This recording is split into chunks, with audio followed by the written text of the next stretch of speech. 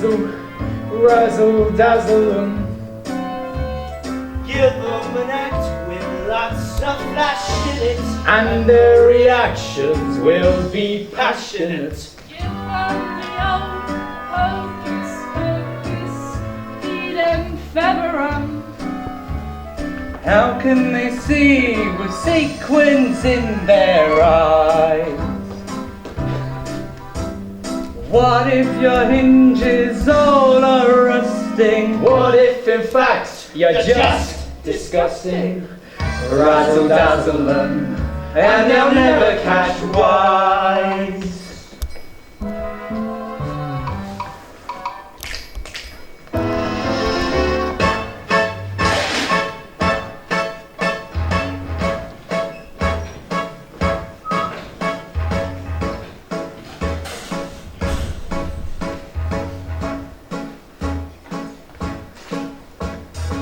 Come on, baby, why don't we paint the town? And all that jazz, I'm gonna rouge my knees and roll my stockings down. And all that jazz, start the car, I know a whoopee spot where the gin is cold but the piano's hot. It's just a noisy bar where there's a nightly brawl and all that jazz,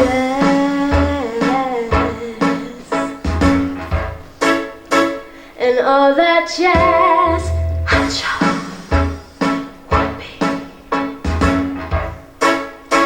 and all that jazz.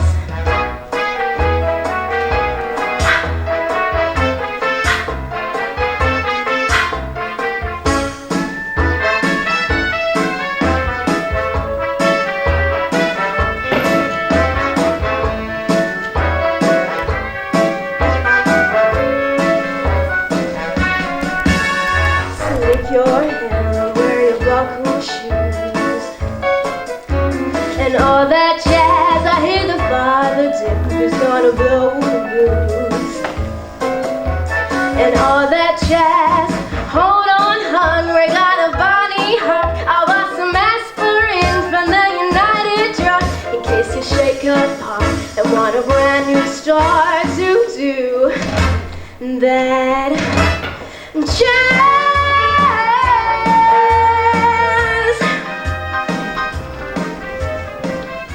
Hello everyone and welcome to our Year 2 showcase. In this first act we decided to have it themed and it's through the ages, so you're going to see a variety of performances from all of the decades. In the second act we're focusing on uni work, so we have solos and monologues preparing us for this September. We hope you all enjoy, and up next is a lovely performance from the actors.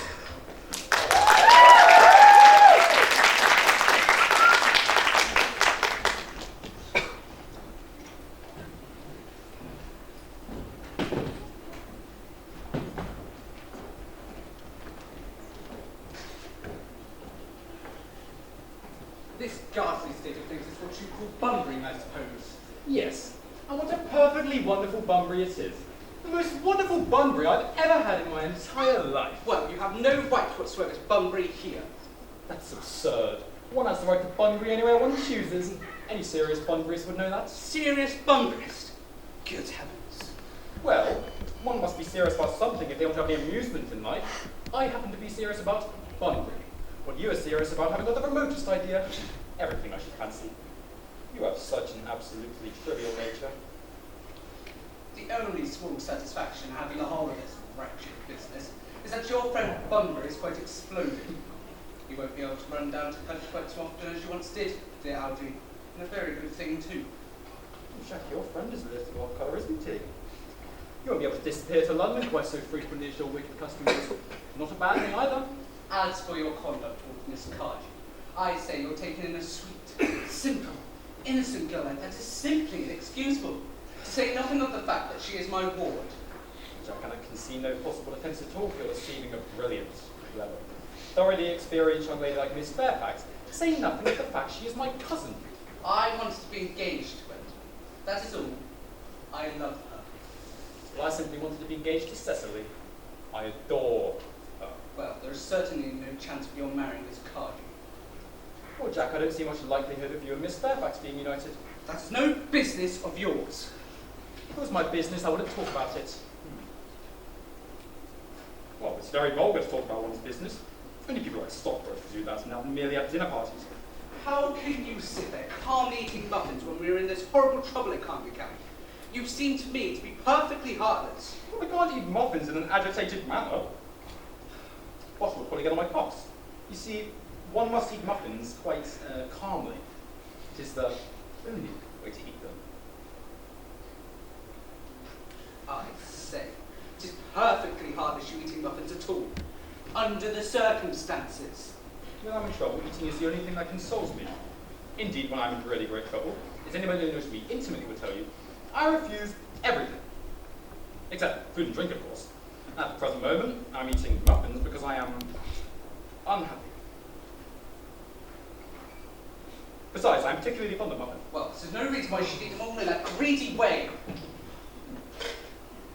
We should have tea cake instead. I don't like tea cake. Good heavens. I suppose a man may eat muffins in his own garden. But you just said it was perfectly heartless to eat muffins. I said it was perfectly heartless of you, under the circumstances. It's a very different thing. Yes, that may be, but the muffins are the same. Algie, I wish to goodness you would go. You can't possibly ask me to go without having some dinner. That's absurd. I never go without my dinner. No one ever does except vegetarians and people like that. Besides, I've just made arrangements with Dr. Chaucerville to be christened at 6:15 under the name of Ernest. My good fellow, the sooner you give up that nonsense, the better. I made arrangements this morning with Dr. Chaucerville to be christened myself at 5:30. I'll naturally take the name Ernest, whether you would wish it. We can't both be christened Ernest, it's absurd. Besides, I have the perfect right to be christened if I like. There is no evidence that I have ever been christened by anybody. And I should think that it is extremely probable I never was. So does Dr. Chaucerville. It's entirely different in your case. You've been christened already. Yes, but I have not been christened for years. Yes, but you've been christened. That's the point. Quite so. So I know my constitution can stand it. However, if you are unsure of whatever having been christened, I must say I think it very dangerous you're venturing on it now. It might make you very unwell. Couldn't have possibly forgotten that someone very closely connected with you was very nearly carried off last week in Paris by a severe chill. Yes, but you said that a severe chill was not hereditary. It used to be, I know, as I dare say it is now. Science is always making wonderful improvements in things. Oh, that is nonsense. You are always talking nonsense. Jack, you were at the muffins again. I wish you hadn't, and there are only a few left. Algie, I hate tea cake. Why on earth, then, do you allow tea cake to be served up for your guests? What idea do you have of hospitality? Me, Stay away from making my friends. Algie, I've already told you to go. I don't want you here. Why won't you just go? Oh, Jack, I haven't quite finished my tea yet. There's still one muffin left.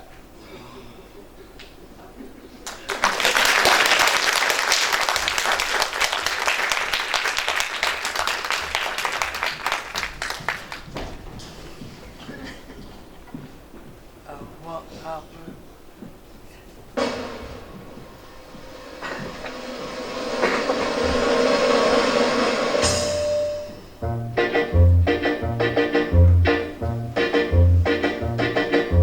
Welcome and bienvenue, welcome from the étranger stranger.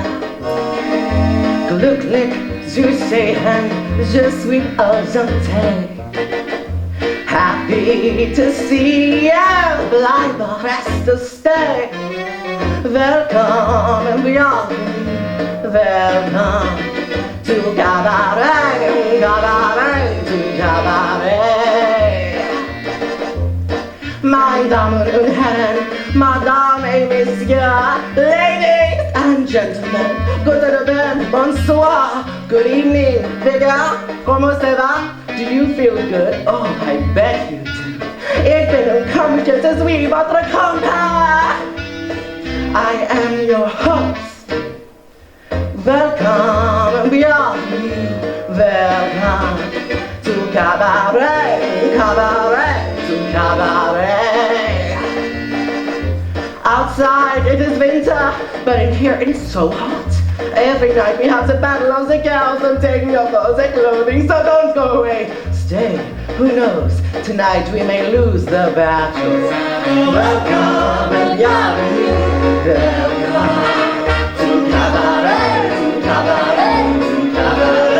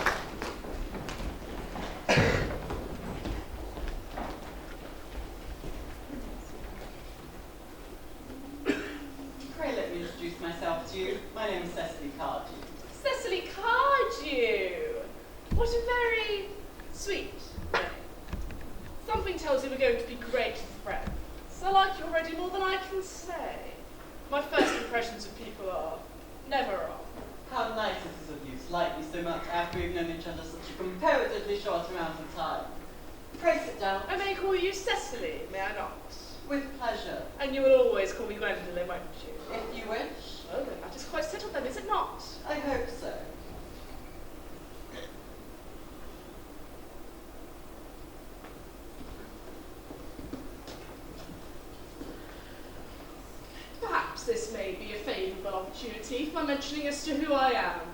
My father is Lord Bracknell. You've never heard of Papa, I suppose? I don't think so. Outside the family circle, Papa, I am glad to say, is entirely unknown. I think that is just as it should be. The home seems to be the proper sphere for the man, and of course, once the gentleman begins to neglect his regular domestic duties, then, well, he becomes painfully effeminate, does he not? And I don't like that. Makes men so very awfully attractive. Cecily, Mamma, whose views on education are remarkably strict, has brought me up to be incredibly short-sighted. So, do you mind me looking at you through my glasses? Of course not. I am very fond of being looked at.